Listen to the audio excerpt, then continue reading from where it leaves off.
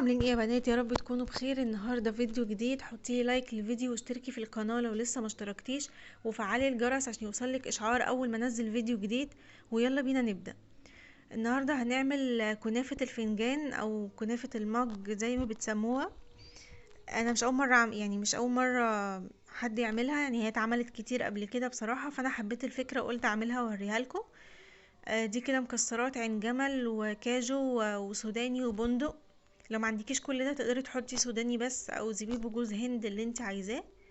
فاحنا دلوقتي هنسيب المكسرات على جنب وهنشتغل في الكنافة. انا كده هحط عليها كوباية سمنة سايحة علشان اشغل بيها الكنافة يعني واخلي الكنافة كلها تتشرب من السمنة. هعملها كده بايدي زي ما انتوا شايفين. في المرحلة دي تقدري تحطي كمان سكر بودر وتعملي بيه. بيدي الكنافة لون، بيديها لون حلو يعني. دي كده المكسرات انا مش هحطها بحالها كده زي ما هي، علشان القطعة بتاعت الكنافة تاخد كمية كبيرة من المكسرات، ما تبقاش واخدة يعني حاجة واحدة بس عشان هي كبيرة، لا، فانا هقسمها علشان القطعة تبقى واخدة كمية كبيرة من المكسرات. فانا قسمت كده الكاجو على نصين هعملهم كلهم بنفس الطريقة. ده برضو البندق قسمت الواحدة على 2، والسوداني نفس الحكاية، وعين الجمل كسرته على حتت كده صغيرة.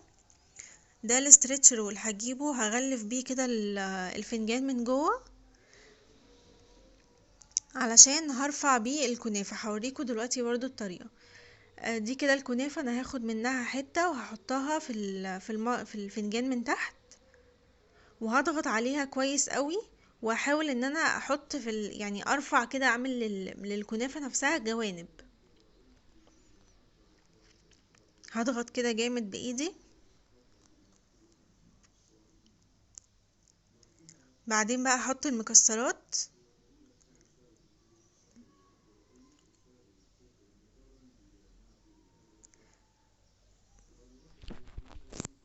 انا في اول 2 عملتهم حطيت شويه يعني مكسرات شويه خالص، وبعد كده حطيت كتير، فانا مش عارفه ما حطيتش كتير ليه.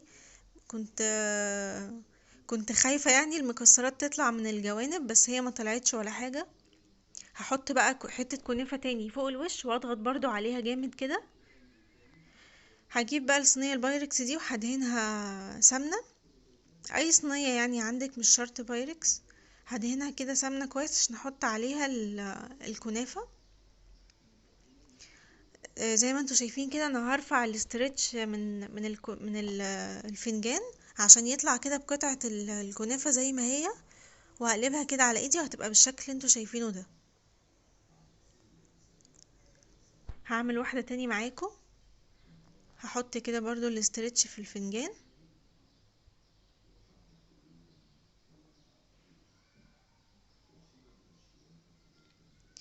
هحط برضو كده كنافة من تحت.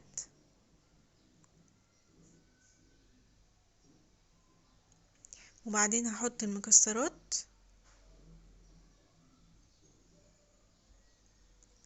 انا بحاول احط من كل حاجة علشان القطعة تبقى واخدة كل المكسرات الموجودة. وزي ما قلتلك لو ما عندكيش المكسرات دي تقدري تحطي زبيب وجوز هند او سوداني بس.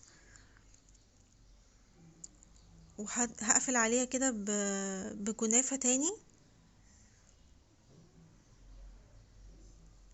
وبعدين برضو هطلعها كده بالاسترتش من الفنجان، وهتبقى بالشكل ده. فانا هكمل باقي الكمية وهوريها لكم. ده كده شكلها. انا كده عملتهم كلهم. هدهن بقى الوش بتاع الكنافة سمنة.